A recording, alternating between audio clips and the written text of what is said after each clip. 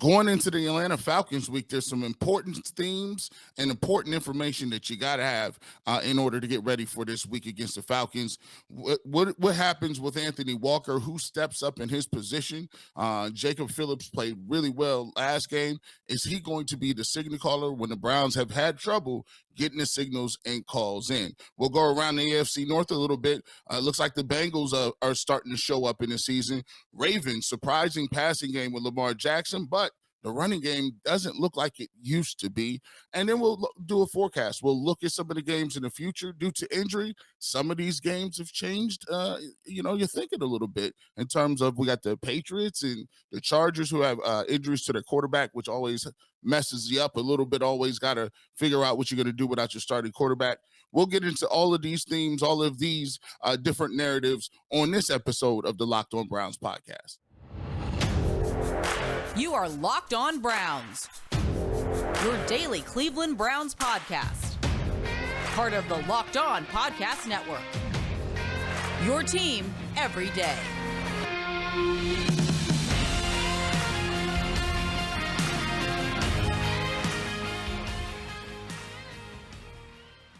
Welcome back, my friends, to the show that never ends, your daily delivery of all things Dog Pound, LGB on the LOB. Brought to you by the Locked On Podcast Network, your team every day. Your host, Jeff Lloyd, at Jeff_LJ_Lloyd. Mr. Garrett Bush from the Ultimate Cleveland Sports Show, 92.3 The Fans, The Barbershop, post-game coverage for Ohio State, and, of course, the 2-minute drill. We all sit down, captivate, and hopefully pontificate on Browns wins. It's been a wild, wild ride for those 3 post-game shows at GBush91. Going to get into it here. Obviously, Browns fans, great weekend, just able to kind of relax, chill, had your win in the bag. You got to see your Cleveland Guardians clinch the AL Central. So congratulations to the Cleveland Guardians. Things kind of popping right now, Cleveland football-wise. With all the good that came out of Thursday night, obviously, there were a couple of things. Jeremiah owusu-koramoah, they don't think it's that bad. But Browns will be back in the building today. We'll get a better idea as to where Jeremiah owusu-koramoah is as regards to his groin injury. Anthony Walker, sadly, though, absolutely blown out quad, surgery to require it. Surgery to fix it. Anthony Walker out for the season. Tough blow here. Jacob Phillips, this is a player I've always had high hopes for. The thing with Jacob Phillips, though, is there's been a lot of missed time. So even after a lot of missed time as a rookie, the Browns were in a situation where Anthony Walker was a guy available in free agency, wasn't expensive. So the Browns went and made that move. There was a guy who was a proven commodity at the time, as opposed to Jacob Phillips. They were foolish not to make the move. Anthony Walker came in for this team last year, was a solid player, had been playing lights out to this point this season. There have been many NFL players who've talked about the influence Anthony Walker has on them as far as getting them prepped before games, just the absolute intelligence in playing the position, which is required at the linebacker position. And also, Garrett, there had been talk about, with all the mishaps in the secondary, maybe having your signal caller be your linebacker wasn't the most advantageous thing for this defense. There's going to be a change now, obviously, in that Anthony Walker is not going to be able to be, the defensive signal caller when he's out for the year. So the question is, will they give that to Jacob Phillips? Will they kick it to Jeremiah owusu-koramoah? Will they put it on John Johnson III, who did that several times in 2021 as linebackers, obviously still in COVID in 2021, guys fluctuating in and out of the lineup. But some changes coming here to this Browns D.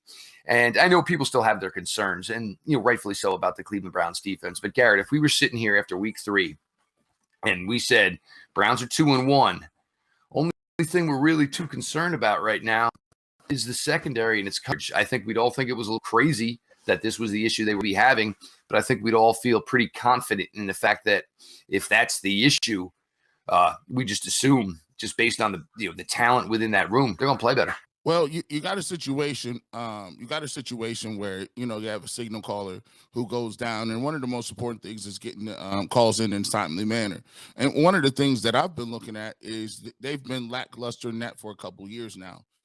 Sometimes the coaches Sometimes they want to get into the best defense possible. And sometimes that causes them to, go over with a fine-tooth comb what call they want to make in certain downs, distances, and whatever has happened in the game at that time. But you have to always remember that it takes time to diagnose those things. So when you're coming in with a call in the huddle, the linebacker has to explain what the call is. After the linebacker does that, then the safeties can make their checks based on what you're lining up front in base or whatever the case may be. Then on top of that, if they make any sort of substitutions, you need to adjust in terms of personnel. If they come out in certain formations, you have different rules based on those certain formations, right? You may be at a zone front side and a man-to-man coverage on the backside. So you also have to diagnose what they're doing. And if you're going against a team like Kevin Stefanski, who moves multiple pieces and parts pre-snap, that's also going to stretch your communication because guys' assignments change depending on where men and the football, the hash, what's going on. So you got to be able to get that call in quickly and fast. It might not be the most optimal defense, but as most linebackers say, even if I make the wrong call, as long as we are all participating and executing the wrong call, we are still right in a sense. And meaning that, guess what? We call it a cover two. We really wanted to run cover three. But as long as everybody runs cover two, you won't have busts where people are running wide open. You'll still be playing cover two. There's just certain parts of what they could run that could give you trouble based on, just the alignment of a cover two and what parts of the field that the cover two is supposed to take away a different place. So I look at it like this. I think they were using Phillips as a guy who was in there. They one linebacker, 1A and 1B. And Phillips had done some of that during camp. He was sharing some of the reps as one of the green dots. So I wouldn't change it too much. I keep exactly like it is. It's just on him to make sure that he gets those calls in, gets it done accurately. And I don't want to switch it to the secondary because, frankly, the secondary they got their own problems getting lined up doing what they need to do, let alone lining up the whole defense. So, no, I would go with Phillips and see where it lays and then continue to move along because I think Taki is a cerebral enough guy that he could potentially line people up. He's been in the system for a long time, consistent, solid guy. So that's the way I would approach, people calling the plays when you don't have Anthony Walker. It's a tough blow because you lose the veteran of the room. And I think, when chips are down or things get tight, I think everybody kind of looks for Anthony Walker for guidance, clarification, or even just, confirmation of, little point to the left, right? Yeah. And you get that little nod from a guy like Anthony Walker. You're good, kid. Yeah, you got it. But make no mistake, the Browns, drafted Jacob Phillips as a top 100 player 2 years ago. I said at the time, I would rather have Jacob Phillips where you drafted him in the 90s, where the Baltimore Ravens drafted Patrick Queen. I thought Jacob Phillips was the better player on tape at LSU. Patrick Queen had a nice 10-game run at LSU. Jacob Phillips was the more consistent player over his time down in Baton Rouge. And even as the Browns said, look, they were listed as starters, and it wasn't like trying to prop Jacob Phillips up. It was just a situation of, look, Jacob Phillips is healthy now. We do have Anthony Walker, but we feel Jacob Phillips is a good enough player that he would be starting here. It's just that the Browns were in a position where they just had two really good middle linebackers. And part of it was to the fact, to cover for, Phillips' health. But you saw it Thursday night, and you saw a guy who was ready to go. And you saw, I think Jacob Phillips is kind of like a streak player. Once one play happens, then all of a sudden now you see 2, 3, 4, and then the sack. So for him, it's going to be a huge, huge opportunity here. If the secondary is having enough issues between the 4, 5 of them, as opposed to what they're supposed to be doing, the last thing they have to be doing is making sure that the defensive line knows what's going on. The linebackers know what's going on. So maybe just make the transition to Jacob Phillips. And look, in year 3, as a 3rd-round pick, ideally the plan was for Jacob Phillips to not be the starting linebacker for this team years ago, not just now. But it is the way it worked out. So, Browns use some hiccups to come, and we'll see where we're at with Jeremiah Owusu-Koramoah. A little bit of an extended rest because they did play Thursday night. I'm not necessarily sure that means he's going to be aligned to go Sunday in Atlanta. We'll find out soon enough. For a lot of Browns players, this is going to be kind of a homecoming. Browns got a lot of guys from the Southeast, and I'm sure they're looking for that opportunity, down, play in front of, family, friends, that type of thing. Some more Ravens. looking really good through the air, which is something we have not seen at this consistency level, for them during the Lamar Jackson era. Cincinnati Bengals kind of got off the schneid a little bit yesterday. We're going to peek in over there. And then a couple games down the road here that maybe look a little more favorable, advantageous for the Cleveland Browns than they did earlier in the year. All that and more. Jeff Lloyd, Garrett Bush, your latest Locked On Browns. As everybody knows, the last couple of years have been difficult. Locked in your house for as much as you were. What do you do? Who do you talk to? A therapist can be someone that's not just a problem solver. They make it easier for you to accomplish your goals. No matter how big they are, no matter how small they are. If you're thinking of giving therapy a try, BetterHelp is a great option. It's convenient, it's accessible, it's affordable, and it's entirely online. Get matched with a therapist after filling out a brief survey, and you can switch therapists at any time. When you want to be a better problem solver, therapy can get you there. Visit BetterHelp.com/LockedOnBrowns today to get 10% off your first month. That's BetterHelp.com/XXX. BetterHelp.com. Welcome back to the Locked On Brown podcast. G. Bush, Jeff Lloyd. Browns coming up with a big time victory on Thursday night.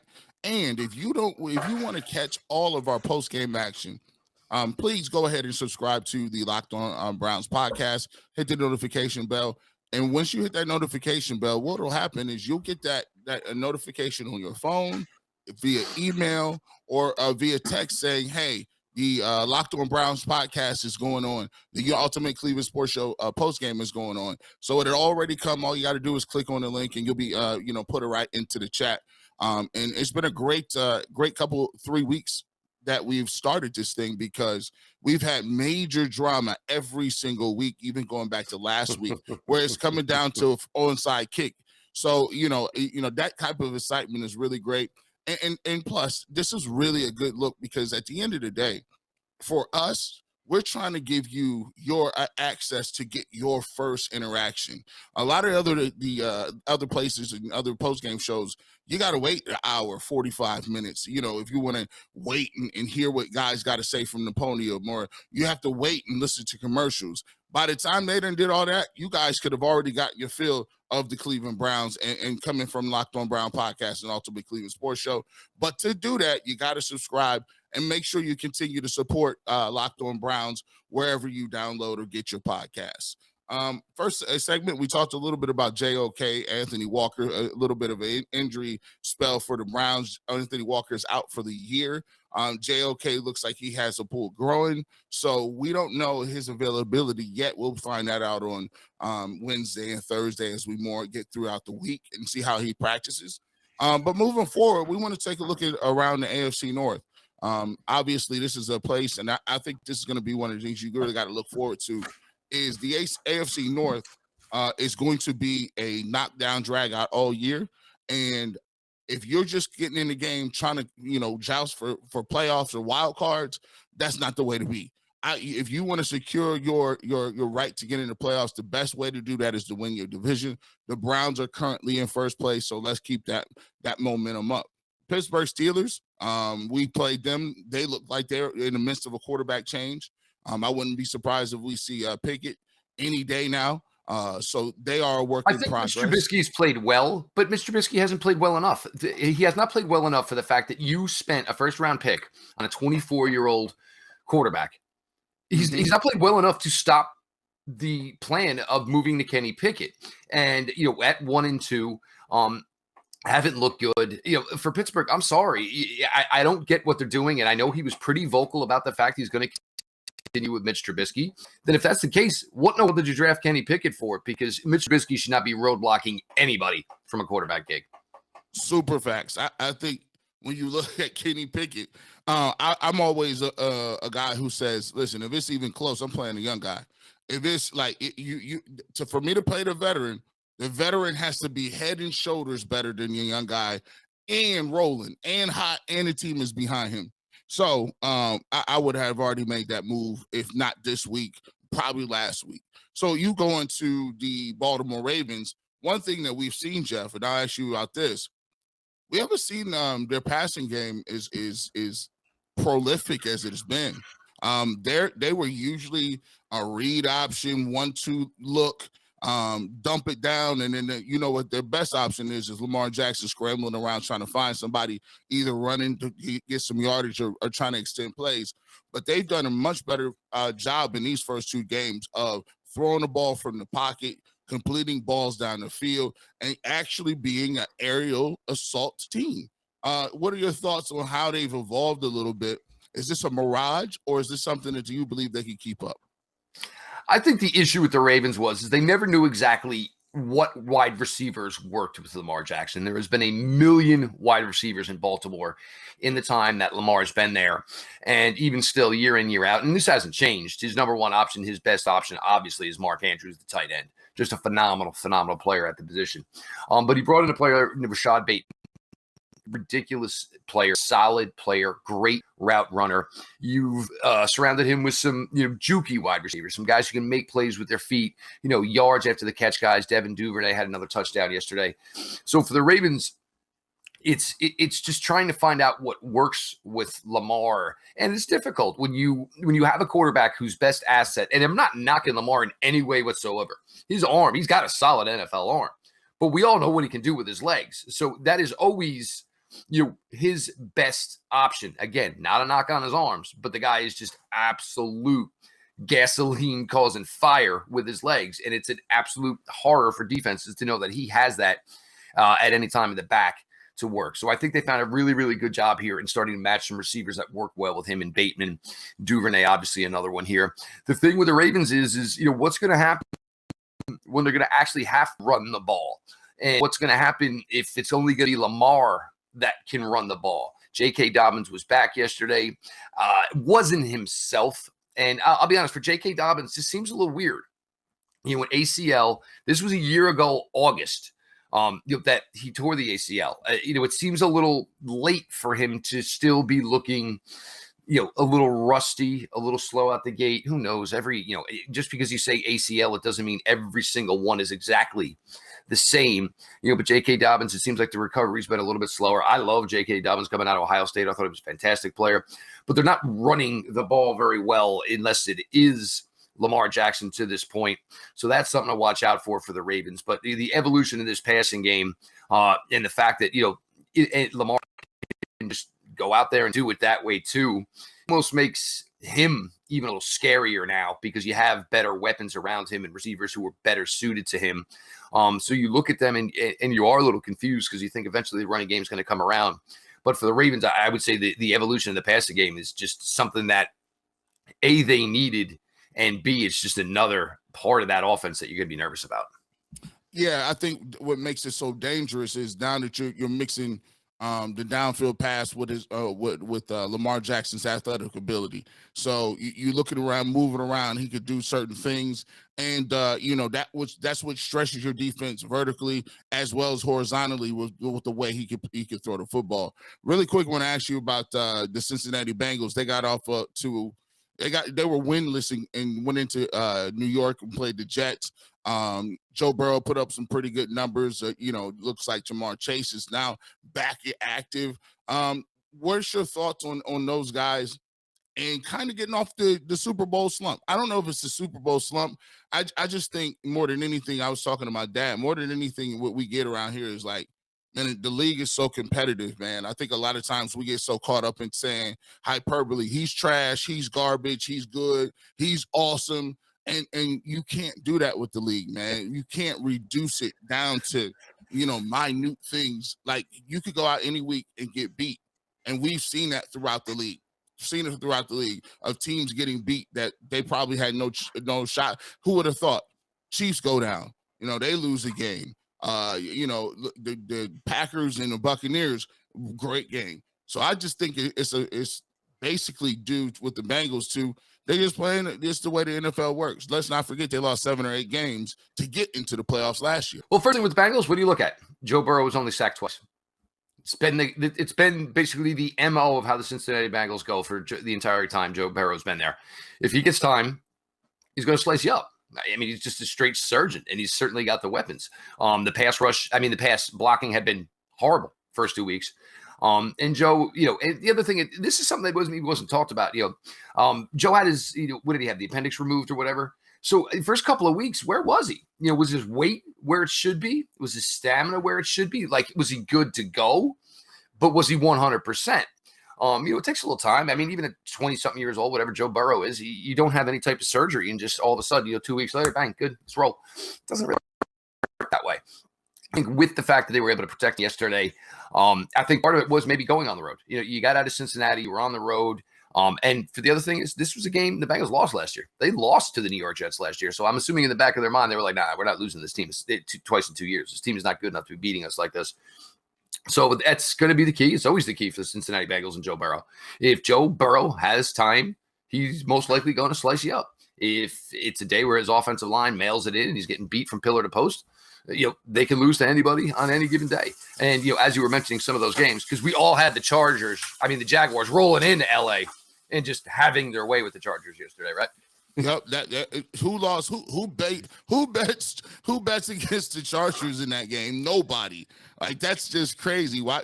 It just goes to show you the unpredictability of the nature of the league. So it's definitely one of those things where you're looking at it like, okay, this is not just because we're bad. It's because there's very a small difference between rosters.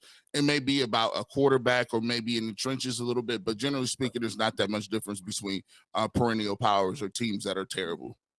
No doubt. As always, we appreciate everybody who makes Locked On Browns their first listen every single day, whether it's on your favorite podcast platform or, of course, now on YouTube. Make sure you're subscribed. Make sure you got notifications on as the content drops. You will be notified, ready for you guys to ingest every drop of it. Jeff Lloyd, Garrett Bush, your latest Locked On Browns. Welcome back to the Locked On Browns podcast. G. Bush in the building, Jeff Lloyd in the building. The thing that we talk about a little bit all the time is that teams go from worst to first.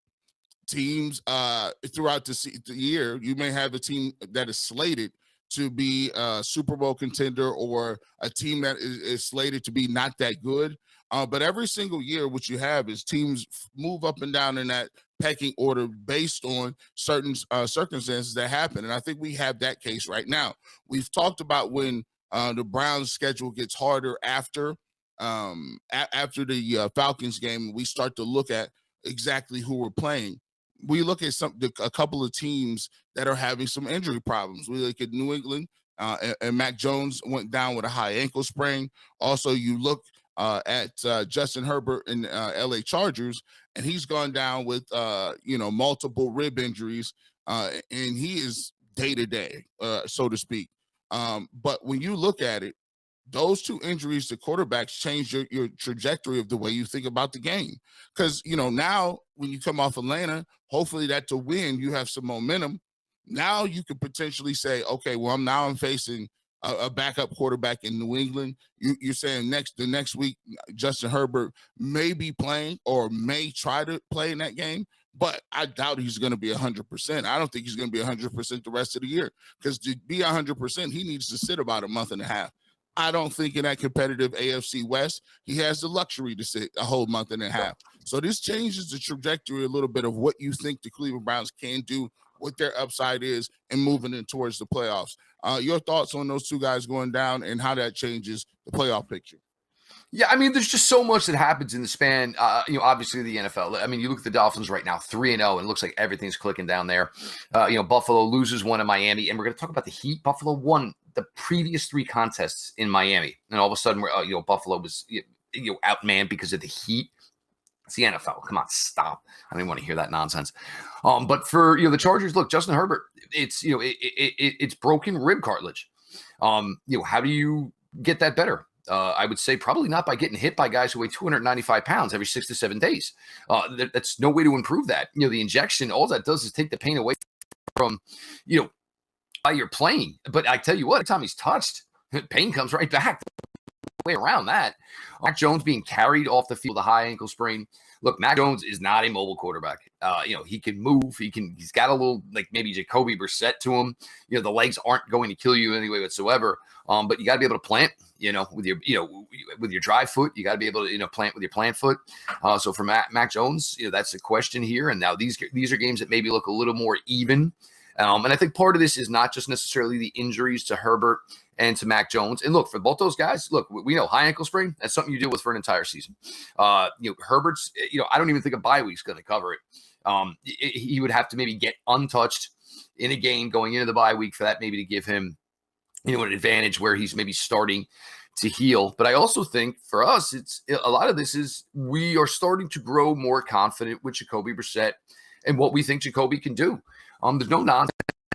He's not trying to play bigger than himself. He's not trying to make plays that aren't there. He is just doing what the offense is calling for him to do.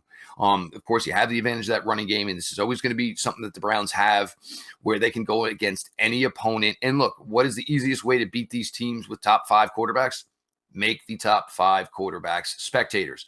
How can you do that? You can do that by running the daylight side of the ball and running it successfully, which we know the Cleveland Browns can do.